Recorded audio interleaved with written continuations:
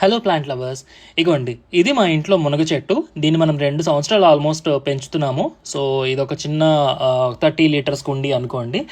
So అందులో వేసాము. And మనం యూజ్ చేసిన సీడ్ వచ్చేసి PKM1 సీడ్స్. ఇవి దేశీ వెరైటీ అనమాట.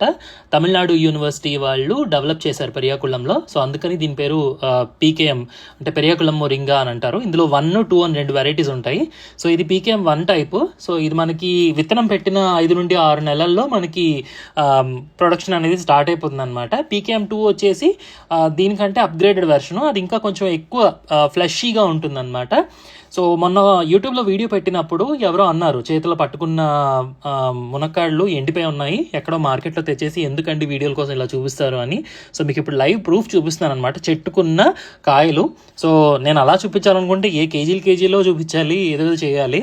బట్ నేను అక్కడ వ్యూస్ కోసము ఏం చేయట్లేదు. అంత వ్యూస్ వచ్చేసే అకౌంట్ కూడా కాదు మంది. సో న్యాచురల్గా మనం ఇంట్లో గ్రో చేసుకోవచ్చు అని ఒక అవేర్నెస్ని తీసుకురావడానికి నేను ప్రయత్నం చేస్తున్నాను. కానీ అనేవాళ్ళు అంటూనే ఉంటారు, మనం అని పట్టించుకోకూడదు.